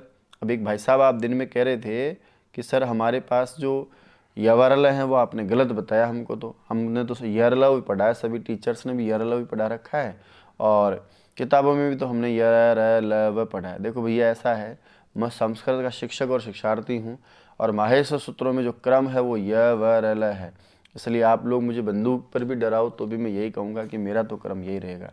मैं यरलव नहीं बोल सकता, ये मेरे लिए गलत है। यही क्रम आपका यण का सही रूप में, सटीक रूप में, प्रमाणिक रूप में रहेगा, ठीक है भैया। तो है यवर ट लण, इसीलिए चलते हैं हम यवरल, तो यवरल ही रहेगा, यवरल ही रहेगा, यवरल ही रहेगा। विवृत आपने देख लिया स्वरों में से, तो स्वरों का होता है किसी भी स्वर का उच्चारण करोगे तो मुख क्या होता है, विवृत होता है या विवार होता है, खुलता है, जैसे अ आ ई उ। इसके बाद में अच्छा स्वर कौन है, तो सामान्य स्वर 9 होते हैं, ज़्यादा करोगे वर्णमाला में 13 है, वैसे 21 या 22 पाणिनि शिक्षा में है। तो ए आ ई उ री री, क्योंकि लरी का दीर्घ नहीं होता, ए ओ आई ओ। इस प्रकार से आप किसी का भी पढ़ोगे, तो मेरे कहने का मतलब है कि किसी भी स्वर का परीक्षा में सामान्य प्रश्न यदि आता है, सामान्य कुछ नहीं बोला, नॉर्मल कह दिया ए का बताओ, ई का बताओ, ऊ का बताओ, ए का बताओ, तो अब आपको उत्तर विवृत देना। ईषद विवृत किनका होता है दोस्तों, ईषद विवृत होता है आपका ऊष्म वर्णों का। बताया मैंने आपको, ई फॉर ऊ यू हो जाएगा। ऊष्म कौन है, बोले शल हैं, और शल तो 4 हैं। कौन कौन है वो 4 शल, सा सा शाह, तीनों स और एक है होता है। जब भी इन वर्णों का उच्चारण हम करते हैं तो ईषद विवृत यानी मुख थोड़ा खुलता है ना। अच्छा इनके अर्थ होते हैं स्पष्ट यानी टच करना, तो स्पर्श वर्ण आ गए, टच वर्ण आ गए। ईषद स्पष्ट में थोड़ा टच करना, इसलिए अंतस्थ आ गए। ईषद विवृत में थोड़ा खुलना स्टार्ट होता है, इसलिए ऊष्म आ गए। और विवृत में पूरा मुख खुल जाता है, इसलिए इसको विवृत कहा गया है। अब एक आपका समृद्ध बच जाता है, उसका प्रश्न आगे है, अभी विस्तार से मैं एक को पढ़ रहे हैं, वो विशेष कंडीशन में होता है। अगला प्रश्न आपके सामने है दोस्तों, अंतस्थानाम अभ्यंतर प्रयत्नम किम। व्याख्या हमने कर ली तो आसान हो जाएगा थोड़ा, कि अभ्यंतर प्रयत्नों का अंतस्थ जो हमारा अभ्यंतर प्रयत्न होता है वो बताइए कौन से वर्णों का होता है, या यूँ कहें कि अंतस्थ जो वर्ण है उनका कौन सा प्रयत्न होता है। बहुत बढ़िया, जल्दी से जवाब दिया करो, ताबड़तोड़ जवाब दिया करो, इतना जवाब दें कि मोबाइल हैंग हो जाए, हमारा सर्वर जो है डाउन हो जाए और हम अप हो जाएं, हाई हो जाएं। बहुत बढ़िया, जल्दी से जवाब दें और वीडियो को साथ के साथ लाइक और शेयर करना मत भूलिएगा। बार बार मैं कहता हूँ इसलिए, क्योंकि आप लोग सुनते नहीं हो ना, इसलिए मुझे बार बार कहना पड़ता है। इतना अच्छा पढ़ाने के बावजूद भी, इतनी सब मेहनत करने के बावजूद भी आप लोग 2-5 हज़ार लोग बच्चे लाइव लेकर नहीं आते, क्या करें आपका बताओ। चलिए साहब, अंतस्थ जो अभ्यंतर प्रयत्न होता है, जवाब सभी ने सही दिया है, किनका होता है, ईषद पृष्ठ का। अंतस्थ का मतलब वो यण होता है और यण 4 होते हैं और उनको क्रमशः यवरल इस रूप में लिखा जाता है, ठीक है। विवृत किनका होता है, तो अभी पढ़ा हमने, स्वरों का होता है। ईषद विवृत किनका होता है, बोला ऊष्म का होता है। ऊष्म कौन है, शल हैं, और ये भी कितने हैं, 4 हैं। स्पष्ट किनका होता है, तो ये स्पर्श वर्णों का होता है, या इन्हीं को उदित भी आप दूसरे रूप में बोलते हैं, कुचुट तो उदित भी हो जाएगा। और इन्हीं को हम वर्गीय भी कहते हैं, तो वर्गीय वर्ण पूछे तो भी स्पष्ट प्रयत्न इनका बताएंगे, स्पर्श वर्ण पूछे तो भी इनका स्पष्ट बताएंगे, उदित पूछे तो भी स्पष्ट बताएंगे। और ये होते हैं कादयो मावसाना स्पर्शा, और संख्या में कितने भाई 25। ठीक है, तो अंतस्थ वर्णों का कौन सा प्रयत्न आप बताएंगे, अंतस्थ का हम कहेंगे ईशात स्पृष्ट। अगला प्रश्न आपके लिए बहुत प्यारा, वैसा का वैसा ही, ऊष्म वर्णानाम आभ्यंतर प्रयत्नम किम, ऊष्म वर्णों का अभ्यंतर प्रयत्न क्या होगा। ऐसे वर्ण जिनका उच्चारण करने पर मुख की प्राणवायु तीव्र गति से बाहर निकलती हुई हल्का सा ऊष्मा का एहसास देती है, यानी थोड़ा घर्षण या ऊर्जा का उपयोग ज़्यादा होता है, इसलिए इसको हम ऊष्म वर्ण कहते हैं। अब ऊष्म कौन है, स्पृष्ट तो हमने दे दिया स्पर्श के खाते में, ईषद विवृत हम दे रहे हैं, ईषद स्पृष्ट हमने दे दिए यण के खाते में, विवृत में दे दिए सारे स्वर। और आप सब लोगों ने अच्छे जवाब भी दिए हैं, बधाई के पात्र हैं आप सभी। और जवाब दिया करो, इससे लगता है कि आप लोगों ने बहुत अच्छा सीख रखा है या सीख रहे हैं, और आप लगातार सिर्फ मुझे देख ही नहीं रहे, मुझे सुन भी रहे हो, मुझे समझ भी रहे। ठीक है भैया, तो आपका उत्तर मिल गया। ऊष्म जो वर्ण होते हैं इनका जो प्रयत्न होता है वो आपका ईषद विवृत होता है। हालांकि हमारे आदरणीय भट्टोजी दीक्षित ने ये ऊष्म जो वर्ण है और इनका जो प्रयत्न है ईषद विवृत, उसको विवृत में ले लिया था लेकिन यहाँ आपको ऐसा कुछ करना नहीं है, सामान्य परीक्षा का सवाल हो तो आपको जवाब ऐसे ही देना तरीके से, वरना सावधानी हटी और दुर्घटना घटी। शेयर कर दो भैया दबा के, जल्दी से शेयर कर दो, जल्दी शेयर कर दो। ऐसे प्रश्न आपको कहीं नहीं मिलेंगे। इन प्रश्नों की तारतम्यता ईमानदारी से बनाए हुए सवाल हैं। एक एक प्रश्न में पूरा ज्ञान और अनुभव दोनों का मैंने योग किया है, साधना है, ये बहुत तपस्या तपने के बाद जो है काम होता है। तो आप लोग मान सम्मान के लिए और हमारा मन रखने के लिए इसको जल्दी से जल्दी बहुत ज़्यादा शेयर करें। आज वापस इस वीडियो पर वही उसी तरह से लाइव मुझे चाहिए। बार बार मैं कहूँ अच्छा नहीं लगता, लेकिन मेरा फिर भी मन है, वरना मुझे लगेगा कि मैं एक दिन अपने घर को क्या छोड़ के गया, यहाँ तो घर वाले ही पता नहीं दूसरे घर बना के बैठ गए, है कि नहीं। तो मुखिया लौट आया आप लोगों का, परिवारजनों का आप जोड़िए, ज़्यादा से ज़्यादा लोगों को लाइव आने के लिए मोटिवेट करिए, और जो मेहनत है उसका प्रतिफल आपसे यही तो मांगते हैं हम लोग कि आप ज़्यादा से ज़्यादा जुड़ जाते हैं। तो हमें ये लगता है कि हमें इतनी दुनिया देख रही है, इतने सारे लोग हमें पढ़ रहे हैं, इसका मतलब इतनी मेहनत जो हम कर रहे हैं, रात दिन जागते, जो सोते उठते बैठते, तो वो सार्थक हो जाती है। स्पर्श वर्णों का अभ्यंतर प्रयत्न कौन सा है, शेयर कर दीजिएगा जल्दी से। स्पर्श वर्णों का कौन सा प्रयत्न होगा, हमने पढ़ लिया। ईषद स्पृष्ट अंतस्थ के खाते में जाता है, यण के खाते में जाता है, विवृत हमारे स्वरों के खाते में जाता है, ईषद विवृत हमारे ऊष्म यानी शल वर्णों के खाते में जाता है। तो बताइए उत्तर क्या मिला आपको, स्पृष्टम। पहला उत्तर हो जाएगा। स्पृष्ट प्रयत्न होता है किनका, स्पर्श वर्णों का। ये होते हैं कादयो मावसाना स्पर्शाह, कैसे लेकर के म तक, और संख्या में कितने हैं 25। तो स्पर्श जो वर्ण का अभ्यंतर प्रयत्न होता है वो आपका स्पष्ट प्रयत्न होता है। अगला जो आपका है प्रश्न है वो सीधा 2.5 करोड़ पे जाएगा भाई साहब। अब हम बाह्य प्रयत्नों की ओर दौड़ रहे हैं दोस्तों, बाह्य प्रयत्नों को हम सीख रहे हैं और आप लोग जवाब भी दे रहे हैं, इसका भी जवाब दीजिए। स्वराणाम यानी स्वरों का बाह्य प्रयत्न किम, बाह्य प्रयत्न क्या होता है। बहुत प्यारे सवाल है, लास्ट के जो भी सवाल आपके लिए आएंगे। आज वर्ण विचार जो टॉपिक है उसका प्रासंगिक जो आपके पाठ्यक्रम का आधार मान करके वो सीरीज पूरी हो जाएगी। इसके बाद भी मैं आपका पीछा नहीं छोड़ूंगा, क्योंकि अभी भी मेरे पास बहुत सारे प्रश्नों का जो है ब्रह्मास्त्र है। लेकिन मैं चाहता हूं कि वो सारी क्लासेज जो आपके पास मेरे पास बची हुई हैं वो सब मैं ऐसे लेकर नहीं आऊँ, बल्कि इनके अतिरिक्त संज्ञा प्रकरण संबंधी, जैसे संस्कृत भाषा व्यवहार संबंधी, व्याकरण आदि के बारे में कुछ भूमिका जैसे, तो मैराथन एक बड़ी क्लास लेकर आऊँ जिसमें आपके सामने बाकायदा ब्लैक बोर्ड पर ये सारी टेस्ट सीरीज लेकर आऊँ और आपसे बहुत बढ़िया तरीके से लाइव आकर के, बोर्ड के साथ लाइव आकर के आपके साथ काम करें। और लगभग 3 घंटे की लाइव क्लास हम ऐसी लगा दें जिसमें मैं चाहता हूं कि नहीं यार, उन क्वेश्चन को भी आपको समझ में आना चाहिए। ये जो अभी अपन कर रहे हैं, आपको पता है 50 सवाल हमने पहले कर लिए और लगभग 45 सवाल आपके ये हो जाएंगे। 95 या 100 के आसपास वर्ण विचार के सवाल हैं, और 100 नहीं है, करीबन 400 सवाल के बराबर है, पूरा पाठ्यक्रम का दौरान है। लेकिन फिर भी कुछ ऐसे सवाल हैं मेरे पास जो मुझे लगते हैं कि बहुत महत्वपूर्ण हैं और उनको अलग अलग रूपों में भी आपसे पूछ सकता है। इसलिए विशेष रूप से उन सवालों को मैं आपके सामने रखना चाहता हूं, लेकिन वो यहाँ नहीं रख करके हम जो हमारे क्रम तारतम्यता से अलग हैं, थोड़ा अलग तरीके से बनाए सवाल हैं, जिनमें आगे पीछे भी सवाल आपको मिलेंगे, वो मैराथन क्लास में। तो प्रयास करूँगा मैं अभी जल्दी ही 2-4 दिन बाद से, जैसे हमारा फ्लो वापस बनता है बढ़िया से, तब मैराथन क्लास के साथ मैं आपके साथ 3 घंटे में आऊँगा। ठीक है, तो दोस्तों ज़्यादा से ज़्यादा बस आप शेयर किया करें, जोड़ें आप, मुझे बार बार कहने की जरूरत नहीं पड़ेगी और हम बहुत अच्छा लेके जाएंगे। किसी दिन हम 30-30 प्रश्न भी करने का अभ्यास कर लेंगे, बशर्ते आपका साथ होना चाहिए। संस्कृत सरस्वती जो मोबाइल एप्लीकेशन आप देख रहे होंगे, आपके राइट साइड में लोगो आपको दिख रहा है, तो यहाँ पर भी आप जल्दी से ज़्यादा डाउनलोड करें। अभी मैं क्या है कि परीक्षा आप लोगों के पास सामने है नहीं, जिनको है उन्होंने सब्सक्रिप्शन भी लिया है कोर्स का, मुझे पता है। तो आप लोग सब्सक्रिप्शन नहीं लेना चाहते, कोई बात नहीं, मैं आपसे नहीं कह रहा कि आप उसके लें, लेकिन आप एप्लीकेशन को जरूर डाउनलोड करें, क्योंकि उस एप्लीकेशन को डाउनलोड करने से आपको कई सारे टेस्ट पेपर जैसे आप देख रहे हो ना, ये जल्दी ही आपको मिल जाएंगे। किसी प्रकार की समस्या आ रही हो तो आप इस नंबर पे कॉल करें 6350 276 279 पे। तो संस्कृत सरस्वती मोबाइल एप्लीकेशन को भी आप लोग डाउनलोड करें ज़रूर। मैं भी बार बार कह रहा हूँ, फिर उसके बाद नहीं कहूँगा तो भी आप डाउनलोड करेंगे। इससे अच्छा है कि आप पहले ही डाउनलोड कर लें, ताकि आपको सारा मीटर जो टेस्ट, कम से कम आपको 70 टेस्ट में उस पर दे रहा हूँ, निःशुल्क, किसी भी रूप का शुल्क चार्ज नहीं है उनके लिए, तो वो तो आप कम से कम पढ़ सकें, देख सकें और आप बहुत कुछ आगे ग्रहण कर सकें, ताकि आपकी परीक्षा में बहुत अच्छे नंबर आपके आ जाएं। दूसरी बात, ये जो समय लेखन, संख्या ज्ञान और अलंकार जो बड़ा है, उसकी क्लास जल्दी हम सोमवार के बाद से लगाने वाले हैं।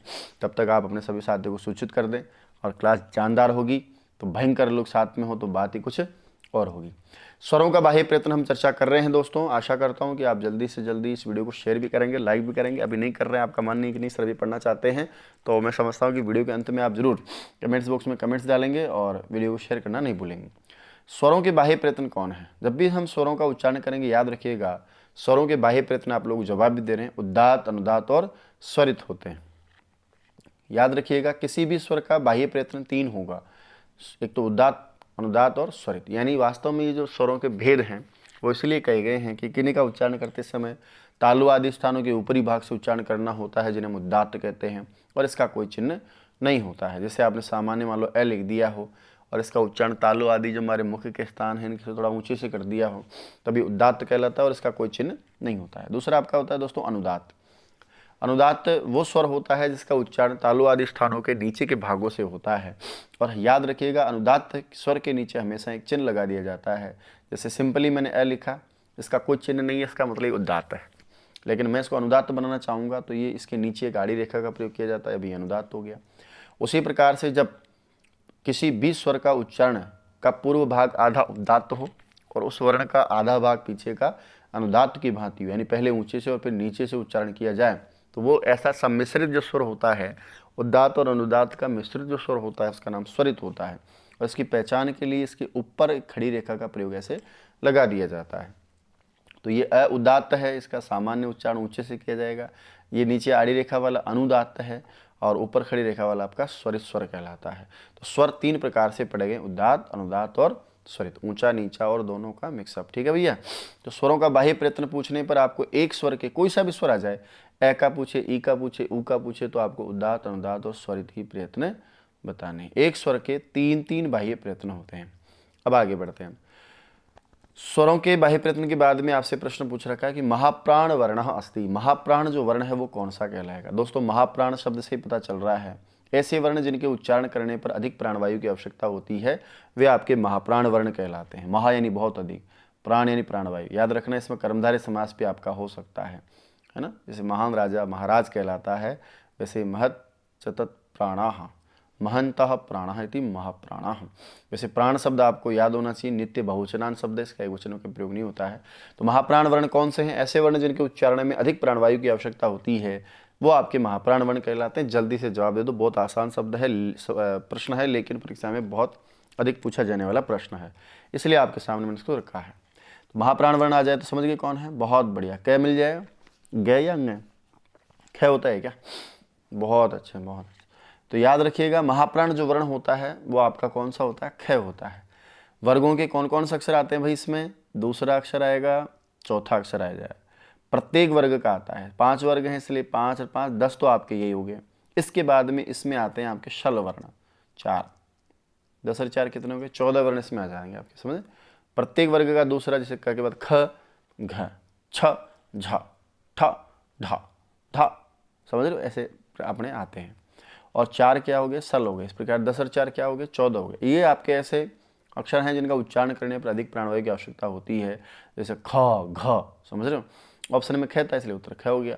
इसी प्रकार यण और शल में, यण में आपने पढ़ा है कि प्राणवायु की हलचल ही कम होती है, तो उसमें होती ही नहीं, अंदर ही रहती है हवा, तो उसको तुम यहाँ रख नहीं सकते, तो महाप्राण कौन कहलाएगा? आपका शल कहलाएगा। बहुत बढ़िया। इसके बाद अगला प्रश्न आपके लिए सीधा आता है 5 करोड़ का, लेकिन याद रखिएगा इसको, आप वीडियो को शेयर जरूर करें, लाइक जरूर करें।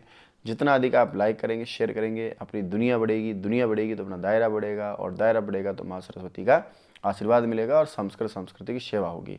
अगला प्रश्न एकदम अपोजिट है दोस्तों। पहले मैंने आपसे महाप्राण वर्ण पूछा था, अब की बार मैं आपसे अल्प प्राण वर्ण पूछ रहा हूँ। अल्प प्राण, अल्प यानी कम, प्राण यानी प्राणवायु वाला। ऐसे वर्ण जिनका उच्चारण करने पर कम हवा का वेग हो या कम प्राण की या वायु की आवश्यकता हो, कम हवा की आवश्यकता हो, उन्हें अल्प प्राण कहते हैं। जैसे ख, क, ध, थ।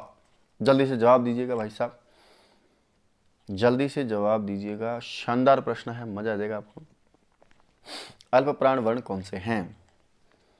बहुत बढ़िया, मिल गया। देखो ख क्या है? महाप्राण है, वर्ग का दूसरा अक्षर है, चौथा अक्षर है, ये दूसरा अक्षर है, इसलिए आपका जो उत्तर है वो कौन सा है? आपका क है। ये अल्प प्राण अक्षर है, उच्चारण करने से पता चल जाता है। अल्प प्राण महाप्राण में ज़्यादा विशेष बात नहीं है।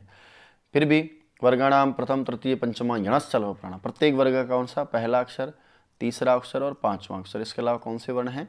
यण वर्ण है। ये सभी क्या कहलाते हैं? अल्प प्राण कहलाते हैं। प्रत्येक वर्ग का चट तप पहला अक्षर हो गया, जब गण द और यम गण नम। इस प्रकार दोस्तों 5 5 5 15 तो आपके ये हो गए, यानी 4 हो गए।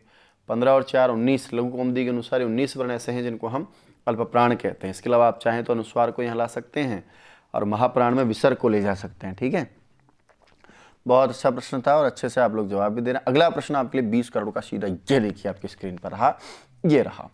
ईषद विवृत वर्ण अस्ति। यहाँ पर आपसे प्रश्न पूछा है कि आपको जानकारी है या नहीं कि ईषद विवृत जो वर्ण होता है वो कौन सा होता है। ईषद विवृत वर्ण की परिभाषा में आपने प्रयत्न पढ़े हैं, प्रयत्नों के आधार पर भी वर्णों का नामकरण होता है। आपने ये भी सीखा है कि ईषद विवृत में वर्ण कौन से आते हैं? आपके ऊष्मा आते हैं, और ऊष्मा आपने ये भी पढ़ा है, शल आते हैं। अब मैं आपको आगे बोलूंगा, नहीं कौन है जवाब दे दीजिए मुझे जल्दी से। और यदि आप नहीं चाहते कि नहीं हम जवाब नहीं देना चाहते तो कोई बात नहीं, वीडियो को शेयर और लाइक करना बिल्कुल भी नहीं भूलिए, क्योंकि ये कर डाला तो फिर लाइफ बहुत बढ़िया छिंका लाला। ईषद विवृत वर्ण कौन सा है? पकड़ लिया आप। ईषद विवृत ऊष्म को कहलाते हैं, और ऊष्म वर्ण कौन है? शलो ऊष्माणा। और शल कौन है? तो शल में 4 अक्षर आते हैं, सा सा सा सा और एक है। अभी ऑप्शन में यही मिलना था आपका, इसलिए आपका जवाब क्या हो जाएगा? स हो जाएगा। तो ईषद विवृत कौन है? स। तो ये कौन है? ये महाप्राण है, स्पर्श है। ये कौन है? ये भी आपका यण है, अंतस्थ वर्ण है। अ कौन है? आपके स्वर या अच है। ठीक है, उदात अनुदात या स्वरित है या विवृत है। ठीक है, अगला प्रश्न देखिए साहब, बहुत प्यारा प्रश्न है और अच्छा प्रश्न है, अच्छा परीक्षा में आता भी है, पूछता भी है, और आशा करता हूँ आपको पसंद भी आएगा, बशर्ते आप वीडियो को शेयर और लाइक करना मत भूलिएगा। ईषद विवृत के बाद पूछा है आपसे कि ईषद स्पष्ट वर्ण कौन सा होता है, यानी ईषद जो स्पष्ट है, ऐसा वर्ण जिसके उच्चारण करने पर थोड़ा सा ही स्पष्ट होता हो या प्राणवायु का प्रभाव ज़्यादा नहीं रहता, उसको हम ईषद स्पष्ट वर्ण कहते हैं। बहुत बढ़िया, जवाब दीजिएगा जल्दी से। इसके जवाब में आपको बहुत ही शानदार उपहार मिलने वाला है, शाबाशी। ठीक है भैया, तो जल्दी से प्रश्न का जवाब दें और आगे बढ़ें। ईषद स्पष्ट वर्ण कौन सा होगा? दोस्तों ईषद स्पष्ट में आपने जवाब दिया और सब ने सही जवाब दिया है, अच्छे लोग ना, पढ़ने लगे धीरे धीरे। ईषद स्पष्ट में कौन आएगा? ये आएगा। स नहीं आएगा, ईषद विवृत है, ई स्वर है, क स्पर्श है। आपने पढ़ा है कि ईषद स्पष्ट कौन होते हैं? अंतस्थ होते हैं, जिनमें कम स्पर्श होता है या प्राणवायु का प्रभाव ज़्यादा नहीं होता, वो आपके यण वर्ण होते हैं, और यण में 4 अक्षर आते हैं, य व र। फिर कह रहा हूँ क्रम आपको यही रखना, चेंज नहीं करना। तो उत्तर क्या हो गया आपका? यहाँ मिल गया ना, ये वह होता तो भी होता काम, र होता तो भी होता, ल होता तो भी होता है। बहुत बढ़िया, अच्छा प्रश्न था, अच्छे से आपको सीखना था, जवाब आपने दिया भी है। अगला प्रश्न देखिए साहब, इसके बाद बहुत ही शानदार और खतरनाक धांसू तरीके से है पूछा है। एक हमने छोड़ दिया था कि साहब समृद्ध की बात तो आपने करी नहीं, तो उसी की बात को आगे करने के लिए मैं आपके सामने आया हूँ। प्रयोग दशायाम अवर्णस्य प्रयत्न भवति। प्रयोग दशा में अवर्ण जो होता है उसका आपका प्रयत्न कौन सा होता है? जल्दी से जवाब दो भाई साहब, फिर मैं इसको समझाता हूँ क्या कहना चाहता है आपसे। प्रयोग दशा में अवर्ण का प्रयत्न कौन सा होता है? स्पष्ट होता है, विवृत होता है, ईषद विवृत होता है, या समृद्ध होता है? बहुत बढ़िया, कुछ लोग अच्छा जवाब दे रहे हैं। प्रयोग दशा में ह्रस्व अवर्ण का कौन सा प्रयत्न होता है? चलो भैया, उत्तर हो गया आपका समृद्ध। अब देखो, प्रयोग दशा में ऐसे पूछने से क्या मतलब है? सामान्य प्रश्न होता है कि अ का बताओ या ह्रस्व अ का प्रयत्न बताओ, तो हम विवृत बता देते, लेकिन कंडीशन है एक प्रयोग दशा हो, यानी व्यवहार में प्रयोग करना वास्तव में क्या कहलाता है, प्रयोग करना कहलाता है। व्यवहार में जब आप लोग बातचीत करते हैं, वार्ता करते हैं, यानी एक तरह से वाक्य प्रयोग करते हैं, उस वाक्य प्रयोग करते समय यदि आपके सामने ए आ जाए तो ऐसी दशा में जितनी भी बार ऐश्वर का पाठ आप कर रहे हैं वो सब क्या कहलाएंगे, समृद्ध कहलाएंगे। याद रखिएगा, प्रयोग करते समय यानी उसका व्यवहार में जब आप प्रयोग करते हो, बातचीत वार्ता करते समय, और उसमें जो वाक्य आप प्रयोग करोगे ना, उस वाक्य या शब्द में जितनी भी बार आपके ए आता है वो वास्तव में क्या कहलाता है, समृद्ध। जैसे रामः विद्यालयम गच्छति, अभी वाक्य रूप है इसका, मैं प्रयोग कर रहा हूँ। बातचीत में मैं किसी ने मुझसे पूछा राम कहाँ जाता है, तो मैंने कहा रामः विद्यालयम गच्छति। अब इस सेंटेंस में जितनी भी बार, क्योंकि वार्ता का विषय है, बातचीत बता रहे हैं, अब हम आपस में एक दूसरे से बात कर रहे हैं, संभाषण कर रहे हैं, तो इसमें जितनी भी बार आपका ए आता है वो सब का सब क्या कहलाता है, समृद्ध कहलाता है। जैसे राम के मैं में अ है, विद्यालय के ल य में अ, गच्छति के ग और छ में अ, तो प्रयोग कर रहे हैं आप। वाक्य प्रयोग सीधा समझिए, व्यवहार प्रयोग करना, वाक्य प्रयोग करना या सामान्य बातचीत में प्रयोग करना वास्तव में क्या कहलाता है, प्रयोग। जैसे अभी मैं आपको शब्द बोल रहा हूँ ना, जितने भी शब्द हैं उनमें किसी में संधि भी होगी, किसी में समास भी होगा, और इन सब शब्दों का या वर्णों का या वाक्यों का प्रयोग कर रहा हूँ मैं, जिसको हम प्रयोग दशा बोलते हैं। लेकिन मैं किसी शब्द को लेकर के उसका पोस्टमार्टम बैठ जाऊँ लेकर, तो उसको हम कहते हैं व्याकरण में शब्द निर्माण की प्रक्रिया, वो अलग चीज़ होती है। तो प्रयोग शब्द को आप नहीं याद होता तो कोई बात नहीं, रट लो। प्रयोग मतलब होता है व्यवहार में प्रयोग, ठीक है भैया। इस बात को विशेष याद रखिएगा कि जब वाक्य में सेंटेंस आ जाए, कोई सा भी आ जाए, कोई भी सेंटेंस हो सकता है, मोहना अत्र निवसति, अब यहाँ अत्र में ए क्या है, तो भैया वाक्य प्रयोग कर रहे हो ना, तो प्रयोग दशा है। आप प्रयोग ही तो करना चाहते हैं, आप भाषा में इसका व्यवहार ही तो करना चाहते हैं, तब आपको समृद्ध बताना है। लेकिन इसके अलावा इस प्रयोग शब्द को छोड़ करके कोई सी भी दशा दुर्दशा आ जाए तो आपको हमेशा उत्तर विपरीत ही करना है।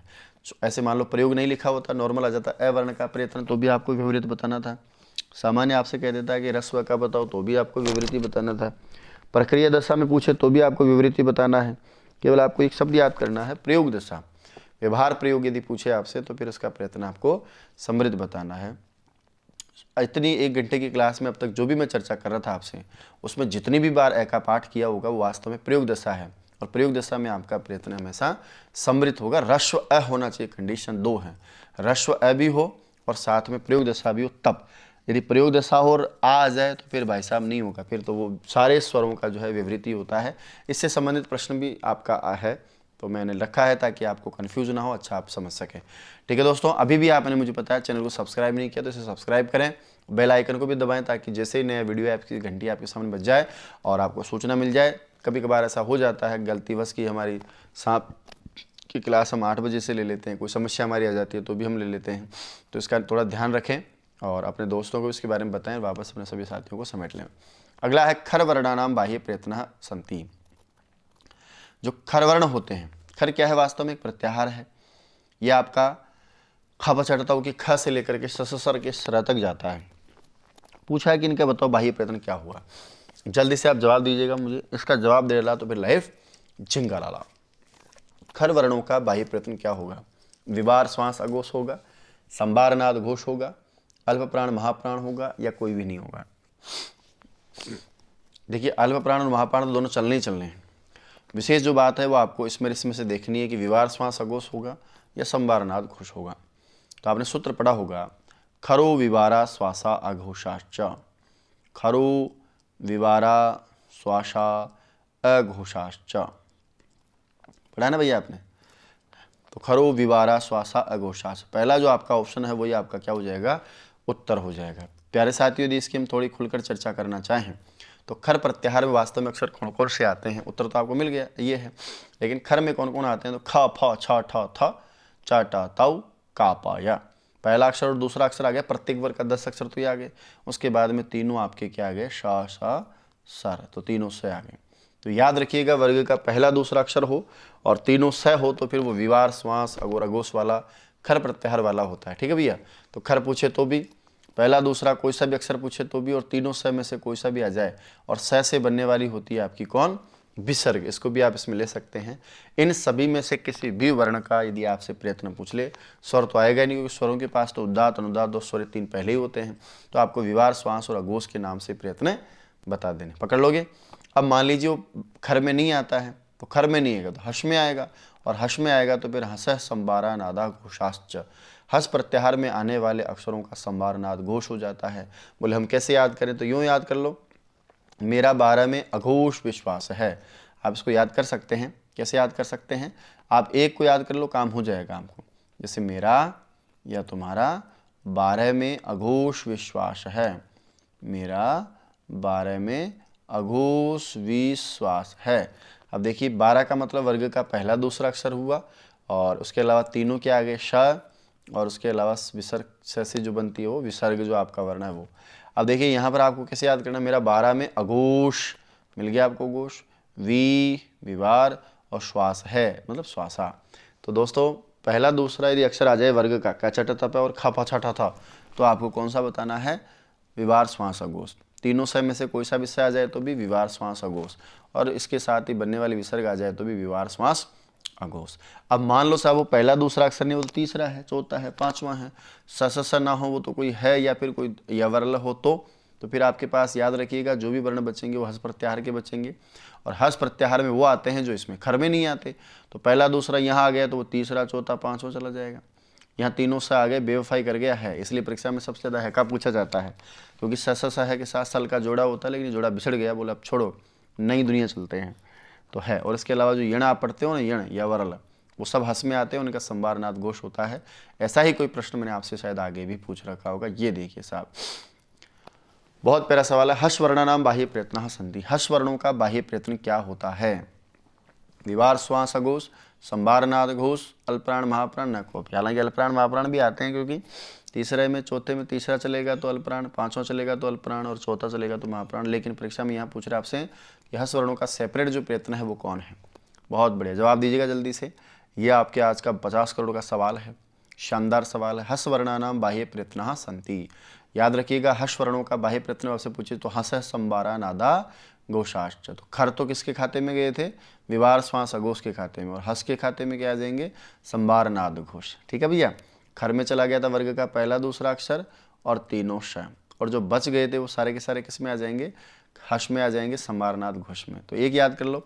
अब मैंने आपको देखो वहाँ क्या बोला, जो पहला दूसरा नहीं होगा और इनके अलावा और तीनों से के अलावा सब आ जाएंगे। है से स्टार्ट करेंगे तो है पहले ही आ गया, है वर, और है य वर ट लण, तो ये देखो चारों तो यण आ गए। इसके अलावा है आ गया बेवफा, और उसके बाद में आप चलोगे तो यम गणनम झवाया घड़ा दस झाबा घड़ा दस खप, है ना, ये जब गड़ दस, तो यम गणनम झबाया घड़ दस जब गड़ दस। तीसरा चौथा पांचवा अक्षर 15 तो ये आ गए, और इसके बाद में 16वां और 4 20 अक्षर के लगभग आपके हस वर्णों में आते हैं। और इनका बाह्य प्रयत्न आपसे पूछे परीक्षा में तो संवारनाद घोष बताना है। ठीक है भैया, खैर आ जाए तो विवार श्वास घोष है, हर्ष आ जाए तो संवारनाद घोष है। ठीक है, इस प्रकार से आपका ये प्रश्न कंप्लीट हो जाता है। और इसी के साथ हमारी ये सीरीज़ भी वर्ण विचार की, हमारे ये जो सीरीज़ थी ये आपके पता है कितने प्रश्नों की सीरीज़ थी। पहली जो हमने सीरीज़ पढ़ी वो 50 प्रश्नों की सीरीज़ थी, और ये 46 की हो गई। इस प्रकार 96 तो सवाल मैंने आपके सामने रखे हैं। प्रत्येक सवाल में अपने आप में 4 प्रश्न हैं, इसलिए 400 प्रश्नों की सीरीज़ मान के चलिए। इसके अतिरिक्त भी सीरीज़ है मेरे पास अभी और भी, और मैं चाहता हूँ उसको भी मैं लेकर आऊँ, लेकिन मैं प्रयास करूँगा हम किसी न किसी रूप में, या तो मैराथन क्लास के माध्यम से, क्योंकि जो रीट लेवल है उसको आधार मान करके मनोवैज्ञानिक तरीके से ज्ञान और अनुभव का समन्वय करके जो मैं प्रस्तुतिकरण आपके सामने कर रहा था वो तो वास्तविक इन 96 सवालों के माध्यम से ही था। लेकिन फिर भी मैं चाहता हूँ कि नहीं, वो भी मैंने मेहनत करके बनाया हुआ है, और किसी न किसी माध्यम रूप में, किसी न किसी प्रयोग रूप में आपके काम की चीज़ है तो आपके सामने रखना भी चाहिए। तो उसको भी मैं प्रयास करूँगा कि निश्चित रूप से आप लोगों के सामने लेकर आऊँ, बशर्ते आप लोग ज़्यादा से ज़्यादा लोगों को आप जोड़ें। संस्कृत सरस्वती मोबाइल एप्लीकेशन को हर बंदे के मोबाइल में वो डाउनलोड होना चाहिए। हर बंदा टेस्ट सीरीज़ को ज्वाइन करे, मत खरीदो कोर्स को, मत लो, आपकी मर्जी है, आपको अच्छा लगे। मैं प्रयास कर सकता हूं बेहतर का, लेकिन फिर भी मैं चाहता हूं कि संस्कृत सरस्वती मोबाइल एप्लीकेशन हर बच्चे के जो रीट और संस्कृत से संबंधित किसी प्रकार की तैयारी कर रहा हो, चाहे यूपी टेट सी टेट आदि की, उसके होना चाहिए। जल्दी ही इस प्रकार की गजब की सीरीज, एक एक प्रश्न जो शानदार तरीके से बनाया हुआ, पूरे ज्ञान और अनुभव का मिश्रण, जिसको बहुत मेहनत से, बहुत तपस्या से, साधना से मैंने तैयार किया है। 13 सालों से मैं संस्कृत शिक्षण कर रहा हूँ, करवा रहा हूँ। तो उन सब की जो साधना है, मेरी तपस्या है, वो आपके जीवन में काम आ सके, आपको उससे लाभ मिल सके, उसके लिए मैंने इस तरह प्रकार का तैयार किया है। आप संस्कृत सरस्वती मोबाइल एप्लीकेशन को डाउनलोड तो करो, उसमें कंटेंट तो देखो यार, कितना शानदार कंटेंट मैंने डाल रखा है। उसके बाद संस्कृत सरस्वती जो अपना यूट्यूब चैनल है इसको भी आगे बढ़ाओ, इतना बढ़िया फैला दो कि मतलब हर बच्चा जाने कि हाँ ठीक है, संस्कृत इतनी कठिन नहीं है, बहुत सरल भाषा है।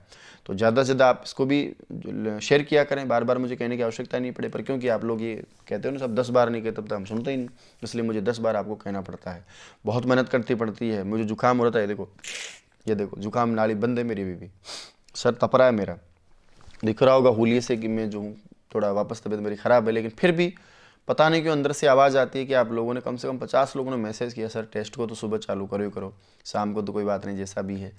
तो मजबूरन आना पड़ा है, काम करना आप लोगों के लिए अच्छा लगता है। मैं हकीकत में पढ़ाते समय, कुछ सिखाते समय अपने आप को बहुत गौरवान्वित महसूस करता हूँ, बहुत अपने जीवन की सार्थकता समझता हूँ कि चलो मेरा जीवन, मेरा ज्ञान, मेरा अनुभव तनिक कुछ लोगों के तो कम से कम काम आ ही सकेगा। आप लोग परीक्षा में अच्छे नंबरों से पास होंगे, एक छोटा सा धन्यवाद भी जब आप देंगे तो मज़ा आ जाता है। उसी के लिए काम करते हैं माँ सरस्वती से, और माँ जो हमारी संस्कृत है, मैं तो उसको भी संस्कृत भाषा नहीं माता ही कहता हूँ, तो उसकी सेवा से यदि उनकी कृपा मुझ पर बनी रहेगी, मैं स्वस्थ रहूँ, है ना, दीर्घायु हूँ, इस प्रकार का आशीर्वाद, कल्पित आशीर्वाद की मैं कामना करता हूँ। उनका आशीर्वाद मुझे मिलता रहा है, मिलता रहेगा। आप लोग भी पढ़िएगा, आपको भी आशीर्वाद मिलेगा निश्चित रूप से। सफल आपका जीवन हो, पढ़ा लिखा सार्थक हो।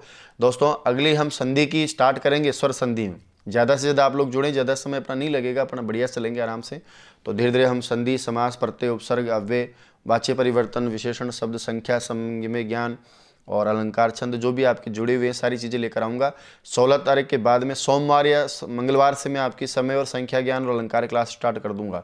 लेकिन झमेला आना चाहिए, ज़बरदस्त बाढ़ आ जानी चाहिए बच्चों की, यूट्यूब चैनल पर ट्रैफिक जाम हो जाना चाहिए, सारी दुनिया सिमट करके संस्कृत सरस्वती चैनल पर आ जानी चाहिए, संस्कृत सरस्वती मोबाइल एप्लीकेशन पर आ जानी चाहिए। पता चले कहाँ जा रहा है ये जुमला, कहे कि साहब संस्कृत सरस्वती चैनल पर राम कुमार शास्त्री संस्कृत पढ़ने जा रहे हैं, संख्या ज्ञान, समय ज्ञान और अलंकार पढ़ने जा रहे हैं। तो प्यारे साथियों थोड़ा बढ़िया से करिएगा, शेयर करिएगा इस वीडियो को। अभी भी आपने नहीं किया हो तो इतनी बात सुनने के बाद तो आप शेयर करेंगे, ऐसी मुझे आशा है। कल मिलेंगे फिर अपनी नई सीरीज़ के साथ में। शाम की हमारी रात की जो क्लास होती है 7 से 8, उसको भी आप अटेंड किया करें। शिक्षण साहित्य सामग्री का लास्ट पार्ट आपका बचा हुआ है।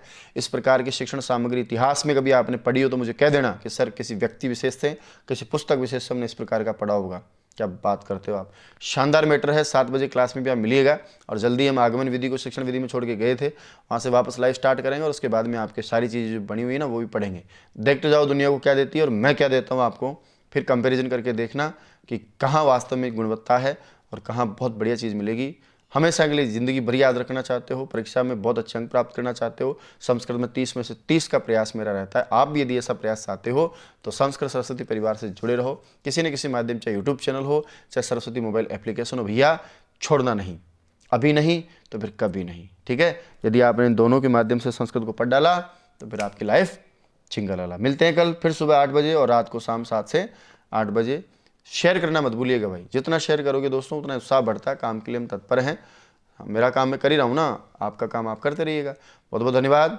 कल फिर सुबह मिलेंगे हम 8 से 9, और ज़्यादा से ज़्यादा लोगों को जोड़िएगा। कम लोग आते हैं, मनोबल थोड़ा सा ऐसा हो जाता है कि ठीक है क्या पता अच्छा नहीं लग रहा हो, शायद आपको ज़रूरत नहीं है, करो। फिर मिलते हैं कल सुबह 8 बजे। जयतु संस्कृतम, जयतु भारतम। स्वस्थ रहें, प्रसन्न रहें, भगवान करे कि आप परीक्षा तक लगातार इसी प्रकार मेहनत करते रहे, इस योग्य आप बने रहें। ठीक है भैया, कल मिलते हैं वापस।